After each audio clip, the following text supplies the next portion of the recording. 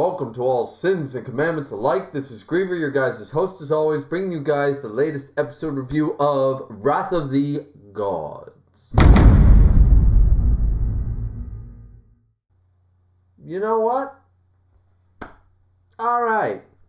It's not what we should have gotten, and it's certainly not what we deserve, but unlike the precedent set by the end of the last episode, this episode, though it does falter in points, at the very least gives us a above average, I guess. How about we say it's passable. It's definitely it looks good.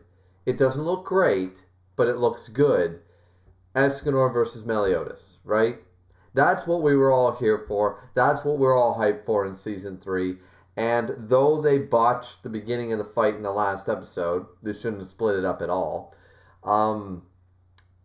This part of the fight, while not done perfectly and not done amazingly animated, there wasn't very much fault with it. It could always be improved. It could always have been better, but animation-wise, it followed the manga pretty well. The quality of the shots and the animation was fair. A couple of blips here and there. The one just looked like the one. And Divine Sword Escanor. It was done like the Thousand Divine Slices, or the God Slayer, or whatever. God Exterminator in this sub, that didn't look nearly as good as it should have.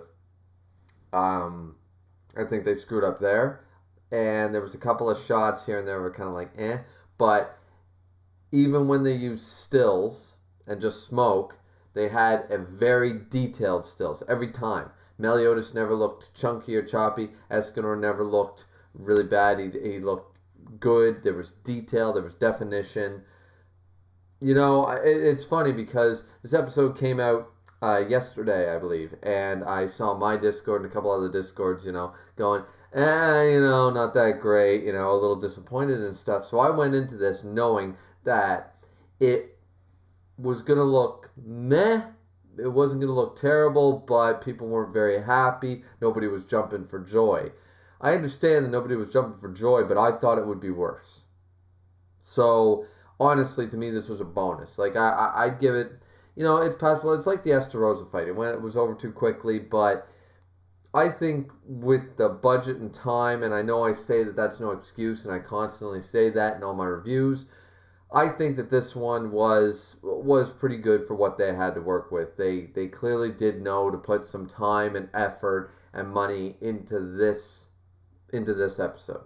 Now, after the fight, you can see the drop back down. Not everywhere, but there are some doozy of shots that are just kind of like, okay. It actually happens almost directly after the fight. Almost directly after, all of a sudden we see the faraway shots, that half medium zoomed out image, and the detail and the proportions are just off on the characters. Even the next time we see Escanor after the one shot, he looks fine, but he doesn't look great anymore. You can notice the drop in quality afterwards.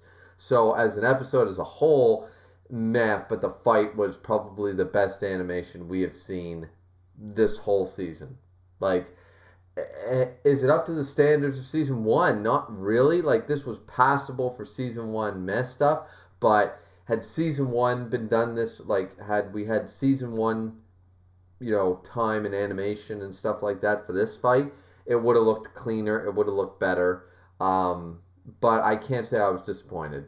I was kind of pleasantly surprised because I thought we were going to go downhill from here, and as I told you guys, I thought of maybe not reviewing the rest of the season because they've ruined my big moment in this season that I was anticipating and waiting for so long. But I don't think they did a mucked up job of it or anything like that. It was all right.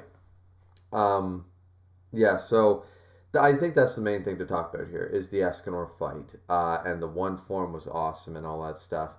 There is some manga stuff that I'd like to talk about if only one other thing, because basically after the fight, we get the whole Meliodas is going to be locked in the perfect cube along with Elizabeth, because even though he was defeated, it doesn't really solve the problem. He's still, demon leader of the Ten Commandments, Demon Meliodas.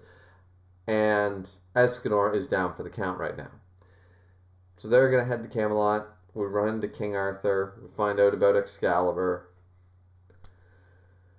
Yeah, that's pretty much it. I mean, the episode itself was, we get some reaction shots from Gother and King and Deanne, and then we get Bon and Elaine for a little bit and stuff like that. But honestly, the big highlight of this was the fight at the very beginning of the episode, which is why, once again, had they spent the time in the end part of the last episode and made this whole episode basically the fight. The start of the fight, the pre-fight, the whole fight, and then nothing but the fight. And then the end of the episode, maybe we have a little bit of aftermath, right? That would have been fine, but that's the way I would have done it, but that's just me.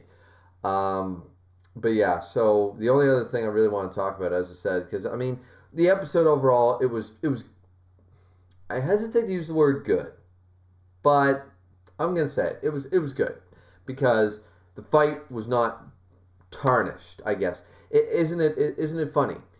Now, at this point, if it's not trash, if it's not insulting, if it's not disrespectful, we take it as a W. We literally take it, like me personally right now, like I'm trying to justify calling it good.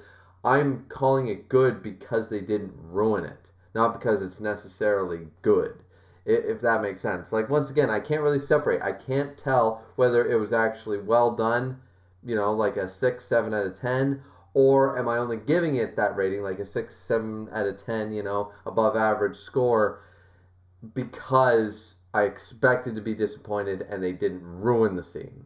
You know what I mean? It's kind of like getting a Christmas gift that something you don't really want, but you didn't expect to get that Christmas gift at all in the first place from that person, and you were just kind of like, you were just happy to receive anything at all when you weren't expecting it. Even if the gift itself is kind of meh, whatever, it's the kind of the thought that counts, I guess. I don't know. It's like it's hard for me. It's hard for me to distinguish between the two. Am I feeling, and are you guys, let me know down in the comment section below, are you guys feeling that this episode was actually handled well and was good, or are we just glad that they didn't butcher the rest of the Escanor Meliodas fight? That terrible bitter taste that would make me, if I wasn't a YouTuber, if I wasn't a reviewer, I probably wouldn't have been watching the rest of I probably would have dropped this season a while ago, to be honest with you. I probably wouldn't be watching it if I wasn't doing it for content and views and stuff like that. Like, because I like talking about Seven Deadly Sins, and the manga will wrap up, so I need to continue on with the stuff. It's like anything else. Like, I still like Seven Deadly Sins as a whole, so I want to continue the Seven Deadly Sins content. And this is just one of the ways to do it. But honestly, that's why I don't rush to really watch these episodes and do it, because I'm so disappointed lately. But now I can't really determine, as I keep mentioning, to distinguish between it. Is this episode actually good on its own merit? Or is it good because it actually looks decent compared to everything else? Because they didn't ruin it, I'm giving them a participation award rather than an actual score. Is that the case? And is that the case for you guys? Let me know. I want to talk about one other quick thing, manga related. So if you guys are not caught up with the manga, if you're anime only viewers, I suggest you stop watching the video now, because I'm going to talk about something. It's not a huge thing, but it involves a certain character at the end of the episode here. And that character, and I think I waited long enough for anime only viewers, is Nanashi. Oh boy.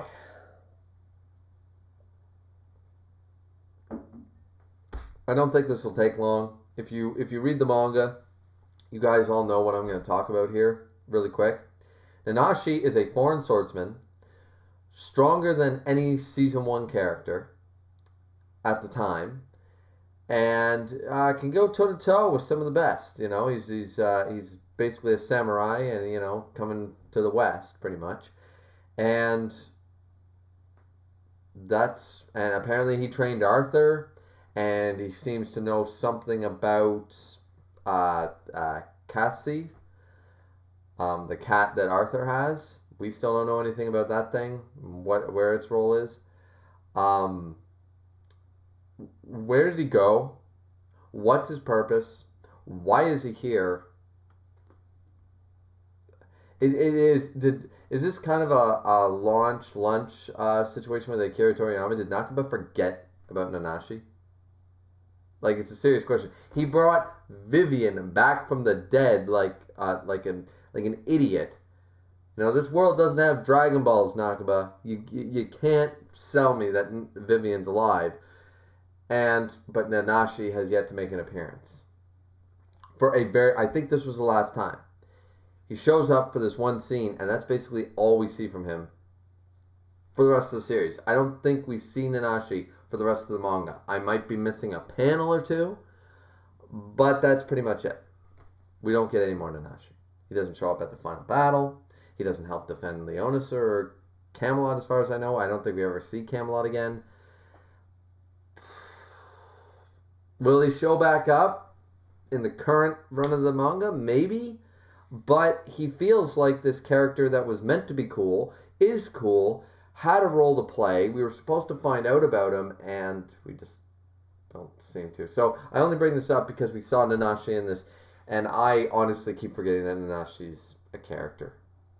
When I'm reading the manga, I don't wonder where's Nanashi at, because he's had so little screen time for such a roughly, he's not Meliodas or Bon or Escanor, but he's a strong, he's stronger than any of the Holy Knights. He's stronger than Gilthunder and Hauser and all them.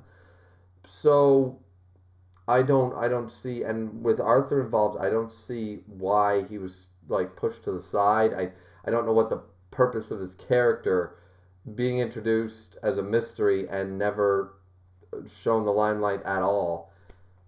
It reminded me, because here we see Nanashi, and he's the character everybody likes, but everybody forgets. So, yeah, what do you guys think about that? Anyways, I don't want this review to go too long, so why don't we table it here? Like, comment, subscribe, all that good stuff. Don't forget to hit the bell notification if you guys want to know every single time I drop a video. And don't forget that the Discord link to my personal Discord is down in the description box down below. If you guys want to join, feel free to join Discord. Yeah, 7 Deadly Sins. I think this was the best we're going to see. I think the rest of the season is going to be crap. I'll be here to review it all, but I really should just catch up on Shokugeki no Soma episodes, because this is... I think this was the highlight. We got 10 minutes of half-decent animation.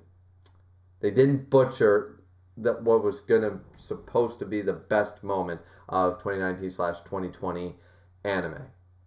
The best animated scene of the year, and it certainly wasn't this. It was supposed to be. It should have been, but it wasn't. So, yeah, I'm signing off now, guys. So, as I already said, all the like, comment, and all that stuff. So, hope you guys enjoyed the video. Let me know your thoughts down, of course, in the comments below. And we'll see you back here next time for episode 14. Can't wait.